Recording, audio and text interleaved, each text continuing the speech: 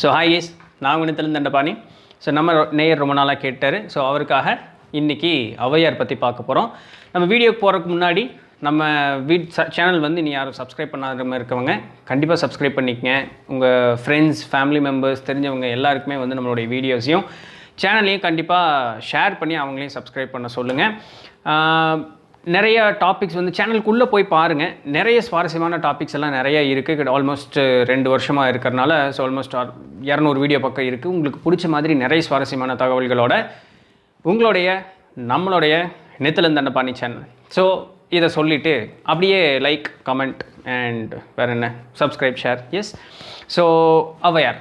So இன்றைக்கி நம்ம பார்க்கக்கூடிய டாபிக் வந்து ஔவையார். நிறைய சுவாரஸ்யமான தகவல்களோட ஒரு ஔவையார் இல்லை 4 ஔவையார் இருக்காங்க அப்படிங்கிறதையும் அந்த செய்தியும் சேர்த்திட்டு வீடியோக்குள்ளே நம்ம போவோம். ஸோ நம்மளுக்கு ஔவையார் அப்படின்னு சொன்னாலே நம்மளுக்கு என்ன தோணும்?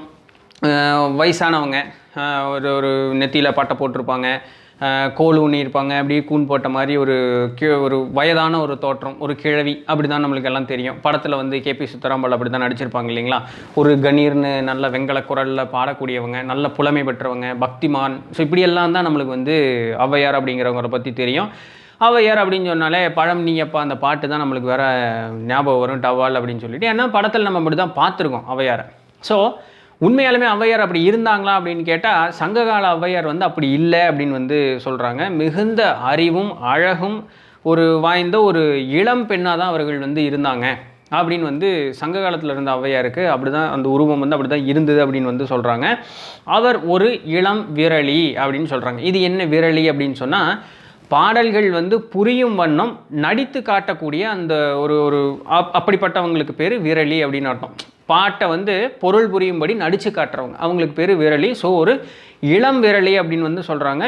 இளமையும் அழகும் நல்ல அறிவும் கொண்ட ஒரு இளமையான பெண் தான் ஔவையார் அப்படிங்கிறது வந்து சொல்கிறாங்க. ஸோ அவர்கள் தான் வந்து அதியமான்கிட்ட வந்து எங்கள் தொண்டை நாட்டை ஆண்டுகிட்டு இருந்த அதியமான் அப்படிங்கிறவர்கிட்ட இருந்து அந்த நெல்லிக்கனி வாங்கியரும் அவர் தான் அப்படின்னு சொல்லிட்டு, அந்த நெல்லிக்கனி உண்டதுனால தான் வந்து அவர் வந்து நீண்ட நெடுகாலம் உயிர் வாழ்ந்தாரா அப்படின்னு சொல்லக்கூடிய அந்த சந்தேகம் இருக்குது. அப்படி என்ன நீண்ட நெடுநாள் அப்படின்னு கேட்டான் அப்படின்னு சொன்னால், சங்க காலத்திலிருந்து சிற்றிலக்கிய காலம் வரைக்கும், அதாவது கிட்டத்தட்ட 2ஆம் நூற்றாண்டுலேருந்து 14ஆம் நூற்றாண்டு வரைக்கும் அவர் வந்து உயிர் வாழ்ந்தாரா, அந்த நெல்லிக்கனி உண்டு தான் அப்படின்னு சொல்லக்கூடிய ஒரு தர்க்கமும் இருக்குது. இப்படிப்பட்ட இந்த 4 ஔவையார்கள் வந்து எந்தெந்த காலத்தை சேர்ந்தவர்கள் அப்படின்னு பார்த்தோம் அப்படின்னு சொன்னால், முதல் ஔவையார் வந்து சங்க காலத்தையும், 2வது ஔவையார் வந்து பக்தி காலத்தையும், 3வது அவர் இலக்கிய காலத்தையும், 4ஆம் அவர் வந்து சிற்றிலக்கிய காலத்தையும் சேர்ந்தவர் அப்படின்னு சொல்கிறாங்க. இந்த டிஃப்ரென்சியேஷன் எப்படி பார்க்குறாங்க அப்படின்னு சொன்னால், அவர் எழுதிய அந்த நூட்களில் இருக்கக்கூடிய அந்த இலக்கணம் இருக்குது இல்லைங்களா, அது காலத்திற்கு ஏற்ற மாதிரி மாறுபடும். இதை வச்சு தான் வந்து அந்த ஔவையார் அப்படிங்கிற பேரில் வந்து அந்த நூல் இருக்குது. அந்த இலக்கியங்களும் இலக்கணங்கள் வந்து மாறுபடுறதை வச்சு தான் இவர் வந்து வெவ்வேறு காலத்தவர். அப்போது இத்தனை ஔவையார் இருந்திருக்காங்க, அப்போ இது ஒவ்வொருத்தரும் தனித்தனிவரா இல்லை ஒருத்தரைவா அப்படின்னா அது நம்மளுக்கு தெரியாது. பெருசாக நம்மளுக்கு வந்து எந்த விதமான சான்றுகளோ எந்த விதமான குறிப்புகளோ இல்லை. இப்போது இன்னொரு கூற்று இருக்குது. நம்மளுடைய குலப்பெயர்களை வந்து நம்மளுக்கு வைக்கக்கூடிய, அதாவது எங்கள் தாத்தாவுடைய பெயரை பேரனுக்கு வைப்பாங்க, அப்பாவுடைய பெயரை மகனுக்கு வைப்பாங்க, இல்லை அம்மாவனுடைய பெயரை மகளுக்கு வைப்பாங்க. இந்த மாதிரி நம்மளுடைய மூதாதையர்களுடைய பெயரோ இல்லை நம்மளுடைய குலத்தில் வம்சத்தில் வந்தவர்களுடைய பெயரையோ வழி வழியாக அதே பெயர்களை வந்து வரக்கூடிய வாரிசுகளுக்கு வச்சுட்டு வரக்கூடிய பழக்கம் இன்றளவிலும் தமிழர்களிடையே இருக்குது. அந்த மாதிரி கூட ஔவையார் அப்படின்னு சொல்லக்கூடிய அந்த பெயரை, ஔவை அப்படின்னு சொல்லக்கூடிய அந்த பெயரை வந்து பிற்காலத்தில் வந்த பெண்மணிகளுக்காக வச்சிருக்கலாம் அப்படின்னு வந்து சொல்கிறாங்க. இவருடைய தந்தை பகவன் அப்படின்னும் தாய் வந்து ஆதி அப்படிங்கிறவங்க தான் இருக்கிறதா சொல்கிறாங்க. இதில் வந்து பகவன் அப்படின்னு சொன்னால் சாமி, என திருக்குறள் இருக்குது, ஆதி பகவன் முதற்றே உலகங்கள், சாமி அப்படிங்கிறது தான். ஸோ ஆதி பகவன் ஆணும் பெண்ணும் சேர்ந்த ஒரு சக்தி. ஸோ இதுக்கு வந்து எந்த சான்றும் இல்லை. தாய் வந்து பகவன், இப்போ குலதெய்வம் தெரியலன்னா சிவனோ பெருமாளோ தான் நம்மளுக்கு குலதெய்வம் அப்படிங்கிறாங்க பார்த்தீங்களா, அந்த மாதிரி தான் இது. ஸோ இவர்கள் வந்து இன்னொரு கூற்று என்ன சொல்கிறாங்கன்னா, பாணார்கள் அப்படின்னு சொல்கிறாங்க. அதாவது ஊராக சென்று பாடல்கள் பாடக்கூடியவர்கள். தாய் தந்தையரோட அவர் வாழல, இந்த மாதிரி பாணார்கள் கூட தான் அவர்கள் வந்து வாழ்ந்தாங்க. அப்போ அவர்கள் வளர்ந்து வரும்பொழுது இந்த ஊராக சென்று அந்த பாடல்கள் பாடி பரிசு பெற்று அவர்களுடைய வாழ்க்கையை அப்படி நடத்திட்டு வந்தவங்க கூட தான் இவங்க வாழ்ந்தாங்க. அதனாலும் அவரும் அப்படிப்பட்டவரே அப்படின்னு சொல்லக்கூடிய ஒரு கூற்றும் இருக்குது. ஸோ இப்படிப்பட்ட ஔவையாருடைய நம்ம அந்த சான்று குறிப்புகள் அப்படின்னு எடுத்து பார்த்தோம் அப்படின்னு சொன்னால், முதல் சங்கம், அதாவது முதல் ஔவையார் யார் அப்படின்னு சொன்னால், சங்க காலத்தில் வாழ்ந்த ஔவையார், அதாவது தொண்டை நாடு அப்படின்னு சொல்லக்கூடிய அந்த நாட்டை ஆண்ட அதியமான் மன்னனுடைய ஒரு நெருங்கிய ஒரு நண்பர் ஔவையார். அவர் தான் வந்து அதியமான்கிட்ட இருந்து அந்த நெல்லிக்கனியை வந்து பரிசாக பெற்றார். அந்த நெல்லிக்கனி என்ன, ஆயுளை வந்து நீட்டி கொடுக்கறதுக்கு உண்டான ஒரு சக்தி வாய்ந்த நெல்லிக்கனி, கற்ப மாதிரின்னு வச்சுக்கோங்களேன், சரிங்களா. அந்த நெல்லிக்கனியை வந்து அவருக்கு பரிசு தந்தார். அதியமான் பற்றி ஔவையார் வந்து நிறைய பாடல்கள் வந்து பாடியிருக்காங்க. அவரை மட்டும் பாடினாங்களா அப்படின்னு கேட்டால் இல்லை, நிறைய அரசர்களை பற்றி அவர்கள் வந்து புகழ்ந்து பாடி நிறைய பரிசில் பெற்றிருக்கிறாரு அப்படின்னு வந்து சொல்கிறாங்க. சங்க காலத்தில் அவருடைய பாடல்களுடைய மொத்த தொகுப்பு வந்து 51 பாடல்கள் வந்து கிடச்சிருக்கு. கபிலருக்கு சமகாலத்தவர் அப்படின்னும் கபிலரனுடைய மக்களான அங்கவை சங்கவை அவருடைய திருமணத்தை நடத்தி வைப்பதற்கு வந்து இந்த ஔவையார் தான் வந்து மிகுந்த முக்கிய பங்கு வகித்தார்கள் அப்படிங்கிறது கொண்டு ஒரு செய்தி, சரிங்களா. ஸோ இப்படிப்பட்ட ஔவையார் வந்து இப்போ கதை போக்கில் அப்படி என்ன காதுக்கு தெரிஞ்ச அந்த கதைகள்லாம் அப்படி சொல்கிறாங்க. இந்த ஔவையார் வந்து ஒரு நாள் வந்து புலவர்களை பார்க்குறதுக்கு இப்படி நடைப்படையமாக அப்படி போயிட்டு இருக்கும் பொழுது ஒரு சமயம் ஒரு புலவர்கள் கூட்டத்தை பார்க்கும்போது புலவர்கள் மனம் வந்து ஒரே முகம் வந்து வாட்டமாக இருக்குது, ஒரே சங்கடமாக இருக்காங்க.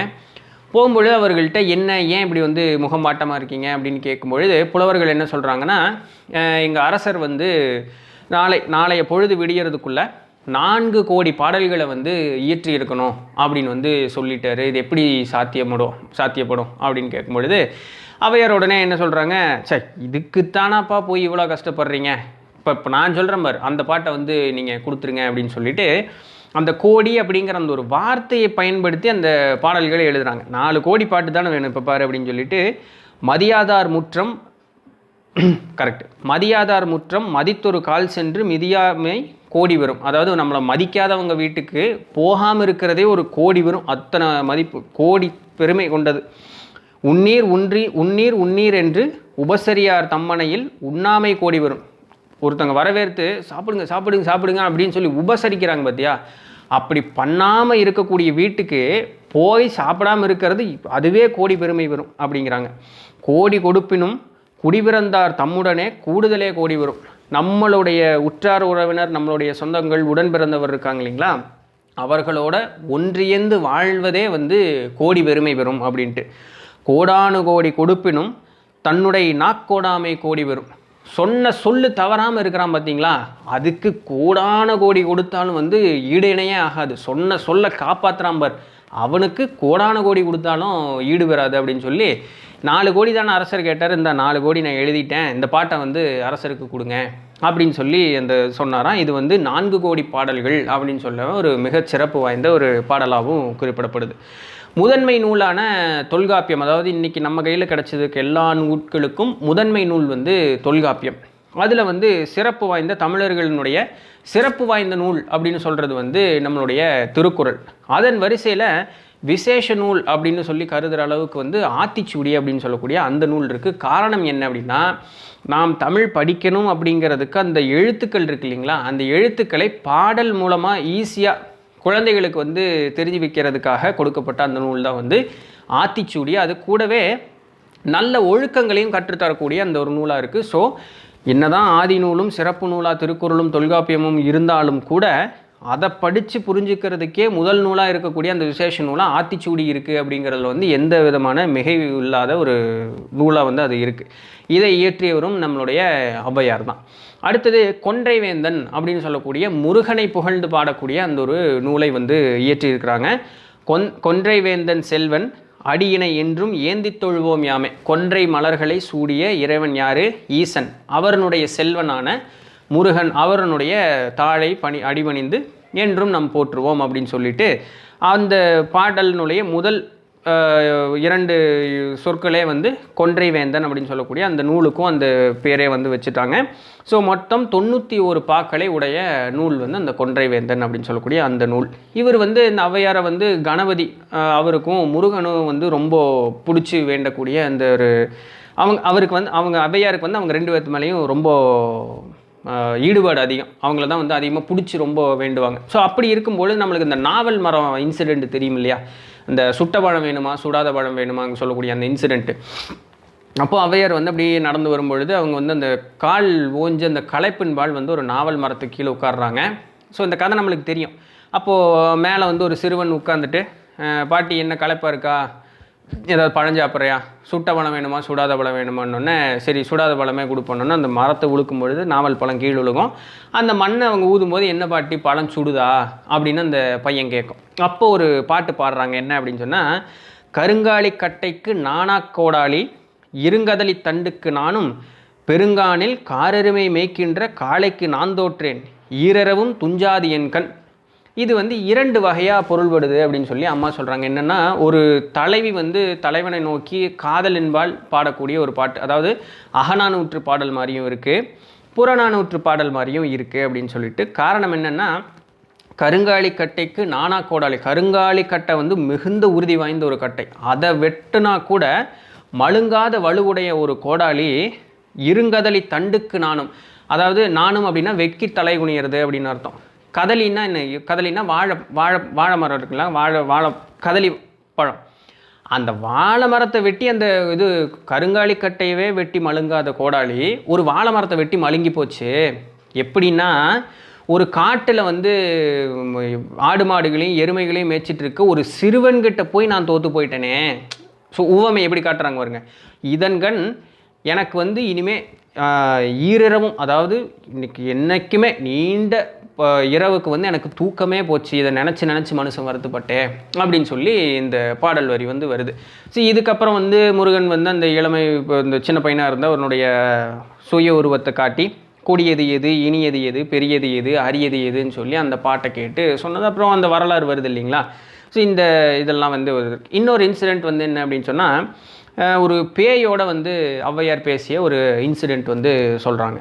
என்ன அப்படின்னா, அவர் வந்து அப்படியே ஒரு நாடோடியாக தெரிஞ்சுக்கிட்டு இருக்கும்போது ஒரு ஊருக்கு போகிறாங்க. ஒரு களைப்பு மிகுதியில் ஒரு பால் அடைஞ்ச மண்டபத்தில் வந்து ஒரு தங்குறாங்க. அப்போ அந்த ஊர் மக்கள்லாம் சொல்கிறாங்க, அங்கே ஒரு பேய் இருக்குது, அங்கே வந்து யாரையும் தங்க விடாது, அந்த பேய் வழிபோக்கர்களே வந்து விடாது, அங்கே போய் தங்குறவங்களை வந்து விரட்டி அடிச்சிடும், பயப்படுத்தி, அங்கே இருக்காதீங்க அப்படின்னு சொல்லும் பொழுது ஔவையார் வந்து அதை பெருசாக பொருட்டாகவே எடுத்துக்கல. அவங்க என்ன சொல்கிறாங்க, நானே ஒரு பேய் இன்னொரு பேய் அடிக்கிறதா அப்படின்னு சொல்லி அவங்க பேசுகிறவங்களை வந்து உதாசீனப்படுத்திட்டு அவங்க அங்கே உட்காந்துக்கிறாங்க.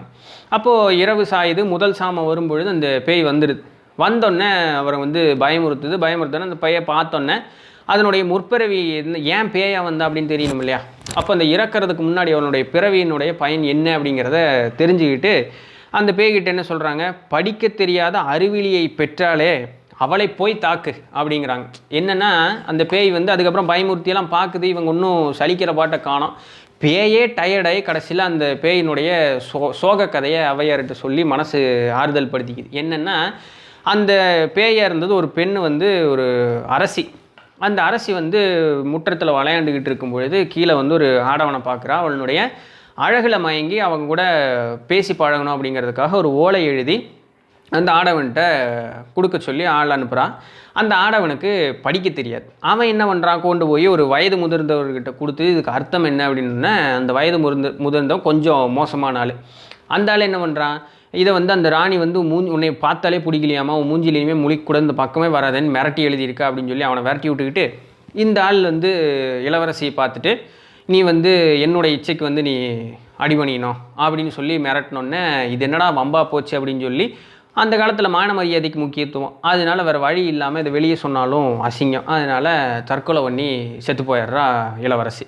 அந்த இளவரசி தான் வந்து இப்படி பேயாக அலைஞ்சிக்கிட்டு இருக்கிறா அப்படின்னோடனே சரி அந்த சொல்லிவிட்டு அந்த மனசு சங்கடப்படும் பொழுது அவங்க ஔவையார் வந்து அவங்க பார்த்து சரி இறக்கப்பட்டு ஒரு வரமும் கொடுத்து அந்த ஆன்மாக்கு சாந்தியும் கொடுக்குறாங்க. என்னென்னா, இனி அடுத்து எடுக்கக்கூடிய பிறவி வந்து தமிழினுடைய அத்தனை அந்த நாலேஜ், அத்தனை அறிவும் பெற்ற ஒரு பிறப்பாக வந்து நீ எடுப்ப, உன்னால் வந்து நிறைய தமிழுக்கு வந்து நிறைய சேவைகள் வந்து நடக்கும் அப்படின்னு சொல்லி வரம் கொடுத்து அந்த பேய்க்கு வந்து ஒரு ஆன்ம சாந்தியும் கொடுத்தாங்க அப்படின்னு சொல்லி அந்த கதை வந்து அந்த போக்கில் போகுது.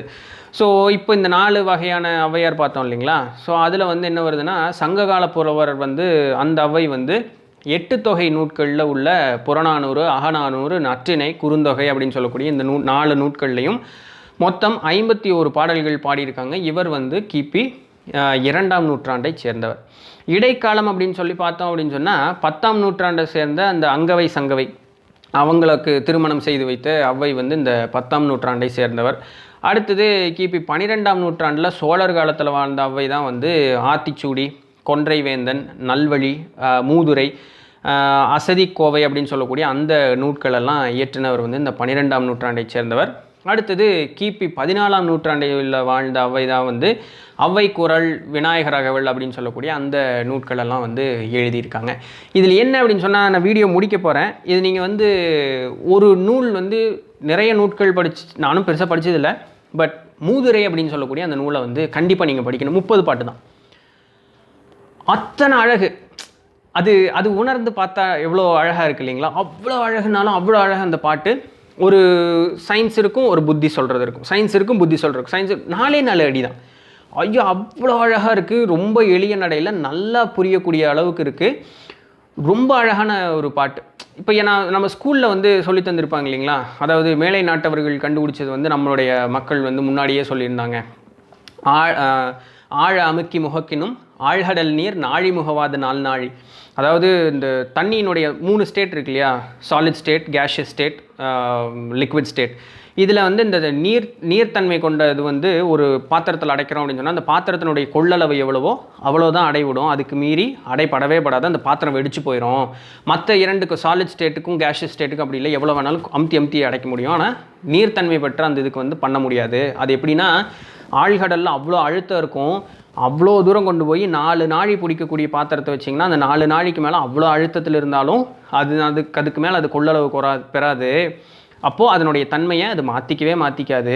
இது எது போல் அப்படின்னு சொன்னால், ஆழ அமுக்கி முகக்கினும் ஆழ்கடல் நீர் நாழி முகவாது நாழி தோழி நிதியும் கணவனும் நேர்வடினும் தத்தம் விதியின் பயனே பயன். பெண்ணே, ஒரு பெண்ணுக்கு முக்கியமான ஒரு பொருள் வசதி கிடைச்சாலும் சரி, நல்ல ஒரு கணவன் கிடைக்கப்பெற்றாலும் சரி, அதை அனுபவிப்பதற்கு உனக்கு விதி இருந்தால் மட்டுமே உன்னால் அனுபவிக்க முடியும். அப்படி இல்லை அப்படின்னு சொன்னால், உனக்கு எல்லாமே வாய்க்கப்பட்டிருந்தாலும் அதை அனுபவிக்கிறதுக்கு உன்னால் முடியாது. ஸோ இப்படிங்கிற ஒரு பாட்டு. இந்த 30 பாட்டில் இது ஒரு பாட்டு. இந்த மாதிரி நிறைய பாட்டு அவ்வளோ அருமையாக இருக்குது அந்த மூதுரை அப்படின்னு சொல்லக்கூடிய அந்த ஒரு நூல். கண்டிப்பாக நீங்கள் வந்து தேடி படித்தே ஆனால் முடிஞ்சால், நான் அந்த ஒரு வெப்சைட் பார்த்தேன், முடிஞ்சால் கீழே டிஸ்கிரிப்ஷனில் அந்த இதை போட்டு விடுறேன், நீங்கள் கண்டிப்பாக போய் படிங்க. ஸோ இப்படிப்பட்ட அவ்வை பிராட்டி அப்படின்னு சொல்கிறவங்க, அது இளமையாக இருந்தாலும் சரி, வயதானவர்களாக இருந்தாலும் சரி, தமிழுக்கு அவர் ஆற்றிய தொண்டு அப்படின்னு சொல்கிறது வந்து எண்ணிலடங்கா தொண்டு. அதாவது இன்றளவும் காலங்கடந்தும் இந்த நொடிப்பொழுதுலேயும் நம்ம அவங்கள பற்றி பேசுகிறோம் அப்படின்னு சொன்னால், அவர் வந்து இந்த உலகமெங்கும் தமிழ் அப்படிங்கிறது வந்து நீடித்து நிலைக்கிறதுக்காக அவர் செய்த தொண்டு அப்படிங்கிறது வந்து இன்றியமையாத ஒரு செய்தி. அதனால தான் ஔவையார் பற்றி இந்த நொடிப்பொழுது முதல் கொண்டு நம்ம பேசிகிட்டு இருக்கோம் அப்படிங்கிறதுல வந்து எந்த விதமான ஒரு ஐயப்பாடும் இல்லை. தமிழுக்கு அவர் ஆற்றியது ஒன்றுனால ஔவை அப்படிங்கிற ஒரு மாபெரும் ஒரு மனிதர் அப்படின்னு சொல்லி இந்த வீடியோ நான் முடிச்சுக்கிறேன். ஸோ இந்த வீடியோ உங்களுக்கு பிடிச்சிருக்கும் அப்படின்னு நினைக்கிறேன். வேறு என்ன, ஸ்டார்டிங்கில் சொன்ன அதே கதை தான். Share, subscribe, comment, like, right? So நாளைக்கு ஏதாவது ஒரு சுவாரஸ்யமான செய்தியில் நம்ம மீட் பண்ணுற வரைக்கும் தொடர்ந்து இணைந்திருங்கள். நான் உங்கள் நிலத்தில் தண்டபாணி. நன்றி, வணக்கம்.